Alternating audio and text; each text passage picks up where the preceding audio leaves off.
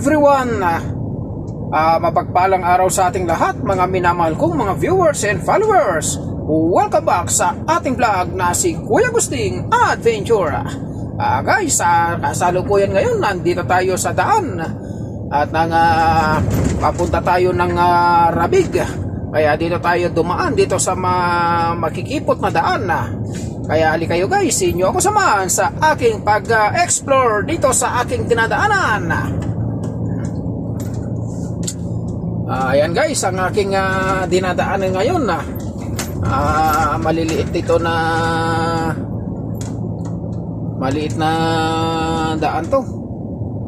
Dahil nandito tayo sa bayan ng hindi ko alam. Kaya shoutout sa lahat ng mga minamahal kong mga viewers and followers, lalong-lalo na dyan sa Luzon, Visayas at Mindanao. At higit sa lahat sa mga kapwa kong mga OFW, saan man kayo naroon sa iba't ibang bahagi ng bansa. Kaya lagi po tayo mag-iingat sa ating mga trabaho.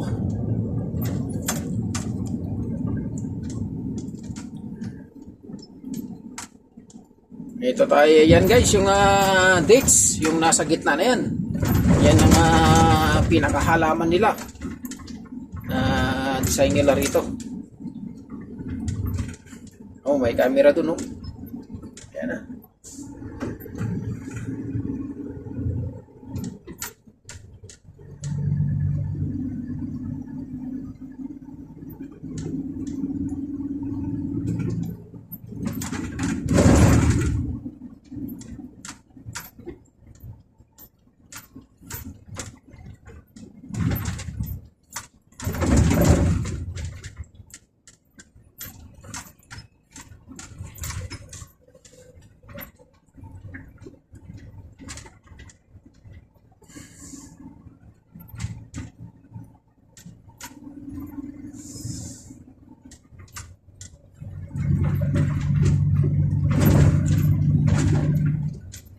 Bayan ng Faid. Dito tayo dumadaan guys kasi doon sa kabilang highway na yun napakasipag na mga pulis doon na manguhuli.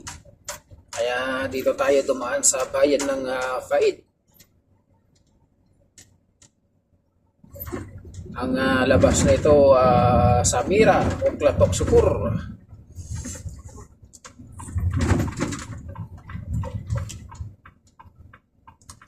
Ayaw ko dumaan doon sa Hail, anong tawag doon? Hail Gasala. Ayaw ko dumaan doon guys. Kasi mahirap kang dumaan doon sa Hail Gasala na yun.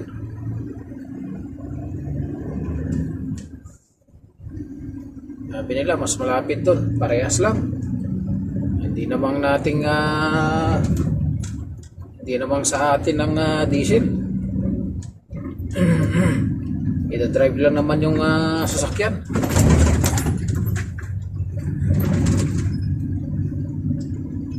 Kahit saan tayo dumaan, basta importante wala tayong huli. Yun ang importante doon. Kaya guys, yung ang ganda ng design ng runabout nila rito. Kalahating buwan.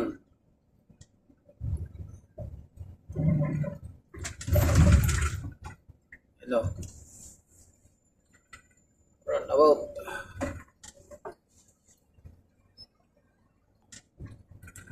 Kaya tinanghali na ako guys ng biyahe. Gawa nga ng kanina nilabang kinusog ko muna yung aking binabad na mga damit saka short na pantrabaho dahil naipon na kaya kinusog ko muna para hindi maipon. Marami na kasi. Ayaw ko naman na dalhin doon sa laundry dito sa poultry farm kasi yung pagdalaban nila dyan mabaho, kaya kinusot ko na lang. Ayun na mga guys, yung ano, yung modernization, jeep modernization ng Pilipinas. So yan yung mga baby bus na yan, oh. Yan, oh. SAP ko yan. Yan yung mga modernized ng sinusulong dyan sa Pilipinas. Kaya wala na kayong jeepney modernization dyan na mga bus kasi nandito na sa Saudi.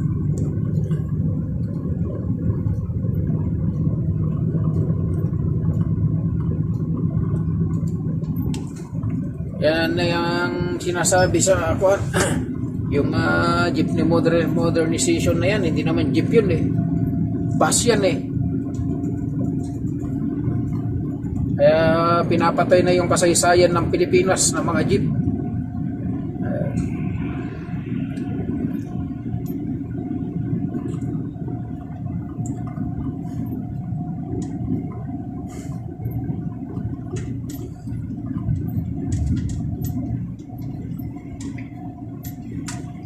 Disyerto pa rin guys ang ating dinadaanan. Disyerto pa rin. Ito, two-way to. Ito ang tawag nila Alibaba tarik. Kaya kung saan dumadaan pag ganitong marami ng camera violation sa mga daan, ng mga camera monitoring, kung saan ka na lang dumadaan para iwas dun sa mga huli.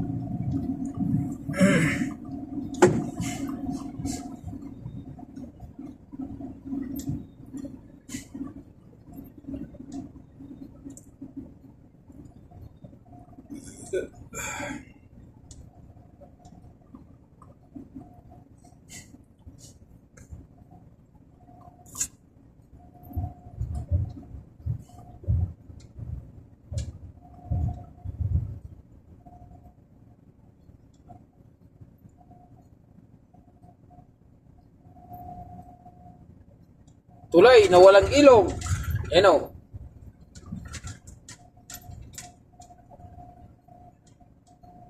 Ang lulupit ng mga tulay dito guys. Kahit tulo-tulinada na truck yung karga ng truck na dumadaan, hindi natitinag.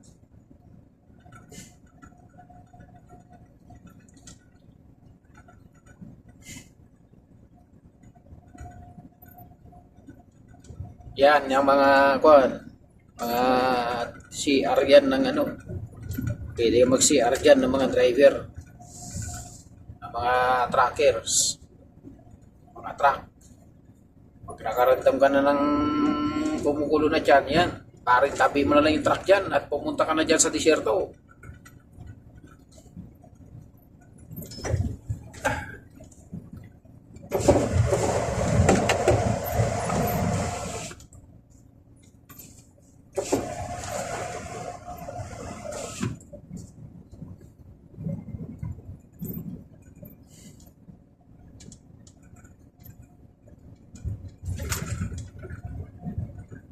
Ngayon, nakapaglaban na naman tayo guys, kaya ginhawa na naman. Loloobin ng Diyos. Makabalik tayo dyan sa poultry farm. At magpapa-service tayo ng truck kasi pa-change oil na to. Schedule na ng change oil ng makina para tuloy-tuloy na naman ng biyahe. Tuloy-tuloy na naman ang biyahe ng ating kabayo na si Kuya Agusting Adventure ang kanyang piloto. Kita nyo naman guys. Ang haba na ng balbas ni Kuya Agusting Adventure. Para kapag makita ng Arabo yan na pag sinabi nilang Pilipino at sasagutin naman natin, ayaw mo dir.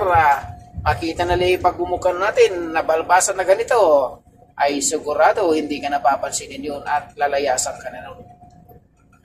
Kasi makikita nila, same face.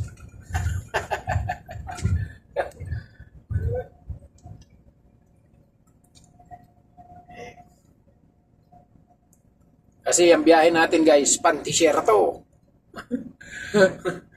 Pag ganito kasi malayuan yung biyahe, nalilibang ka. Hindi mo alintana, sweldo na naman. Tamo, parang kailan lang ang ano, ayun, atris na naman ng October 3 na naman ngayon. Ang bilis. Bilis na ng araw. Yearly nga yung bakasyon natin, hindi naman tayo nagbabakasyon. Kaya wala rin. Kaya guys, yung camera monitoring yan, no?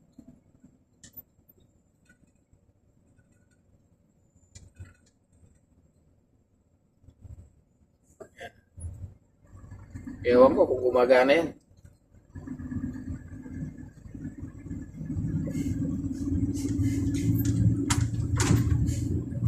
Yata hindi gumagana kasi pinutol yung wag kuryente.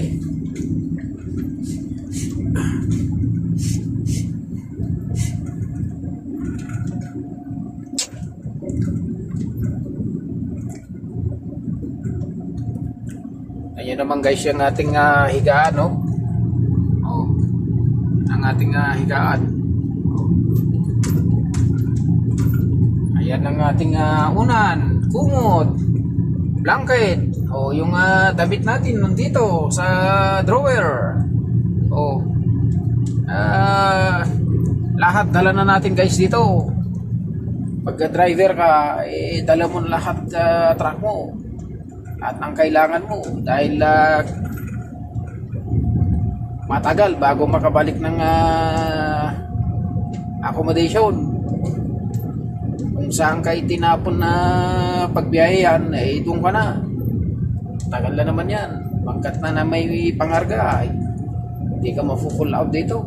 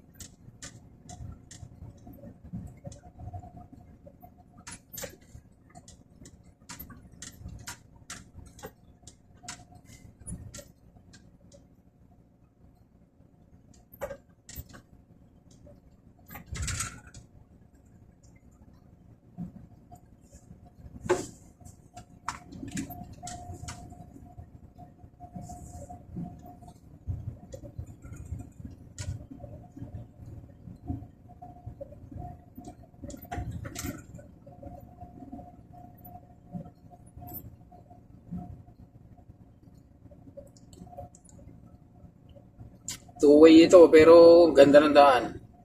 Kung sa Pilipinas, ano na to, expressway na to, sa main road na.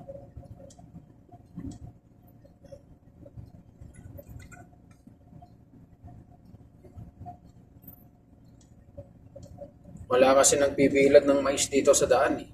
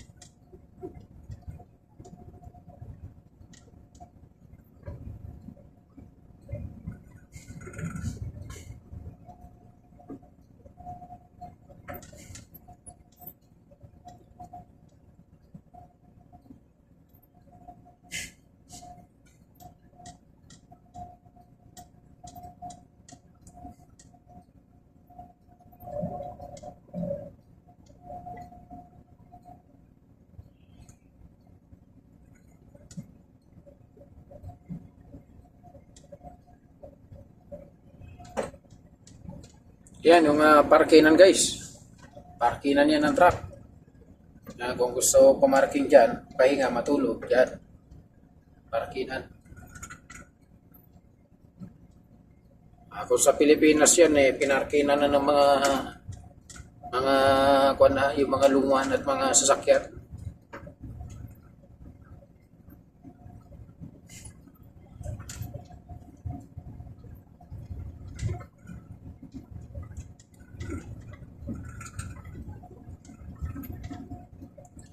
Kagandahan lang dito sa Saudi.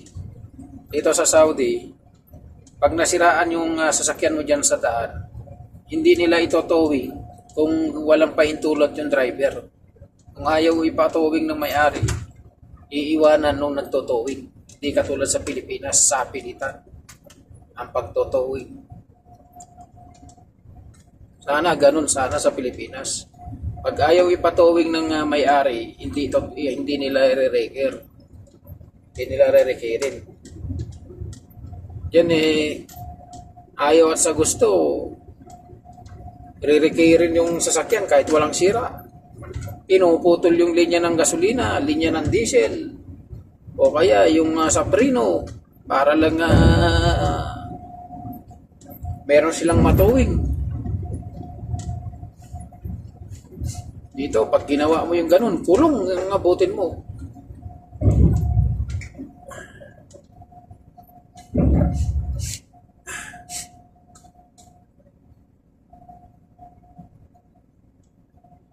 Yun lang kagandahan dito sa Saudi. Walang alak. Kaya guys, dito sa Saudi, yan lang kagandahan dito, walang alak. Oo. Bawal na bawal dito yun. Pero dito, yung mga nagliligawan ng mga Pilipino, ay uso dito. Kahit bawal, ginagawa pa rin. Kapag nahuli, iyak. Tapos, takbo kay Rafi Tulfo. Pati si Tulfo nadadamay sa kalukuhan nila. Kaya, yung mga iba kasi hindi hanap buhay yung hinahanap, kundi yung kalibugan. Tapos, pag nahuli, damay si Tulfo. Ano naman yung artificial na halaman nila yan sa gitna. Oh.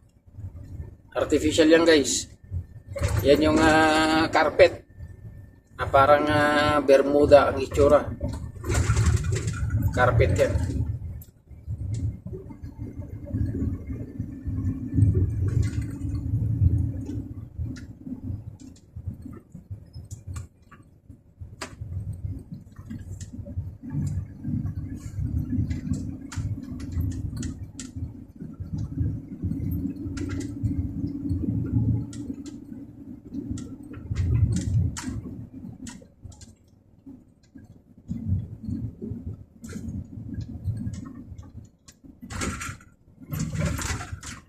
Yung building na yan, eskwelahan yan. Eskwelahan yan.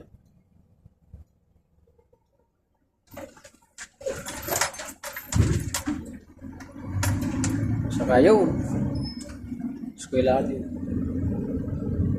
Maraming sasakyan na yun, eskwelahan yun.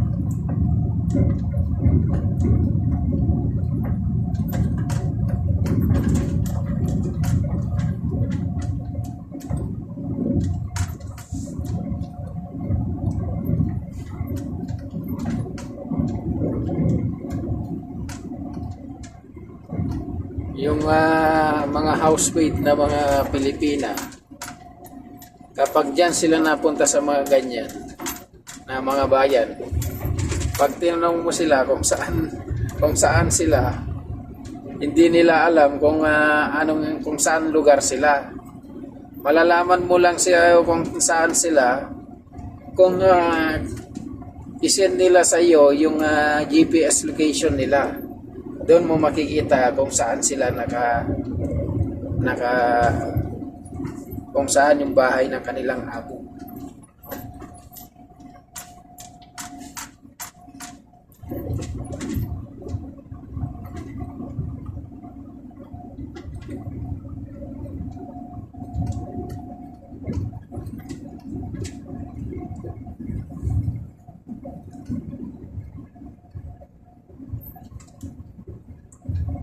Al-Hutaima pala to, Al-Hutaima Center.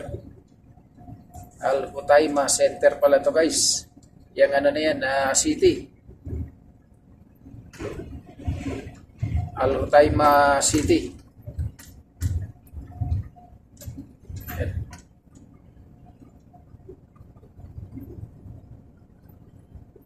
Yung kabahayan na yan. Parang kailan lang yan eh. Ngayon, marami na. Parang kaputi. Bigla na lang ang bilis tumubo.